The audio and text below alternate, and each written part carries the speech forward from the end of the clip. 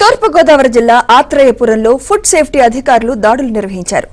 ఉమ్మడి తూర్పుగోదావరి జిల్లా food safety అధికారి డి శ్రీనివాస్ ఆధ్వర్యంలో 4 బృందాలుగా విడిపోయి పూతరేకుల తయారీ కేంద్రాల్లో పాటు షాపుల్లో తనిఖీలు చేశారు. Shanmukhi disposal and general stores పై చేసిన సోదాల్లో 150 కేజీల బ్రాండెడ్ కాని నెయ్యిని ప్యాక్ చేసి అమ్ముతుండగా అధికారులు పట్టుకున్నారు. వీటితో పాటు కల్తీ నెయ్యి ప్యాకెట్లతో పూతరేకులు తయారు చేస్తున్నట్లుగా గుర్తించారు. మొత్తం 160 కేజీల కల్తీ నెయ్యిని స్వాధీనం చేసుకున్నారు.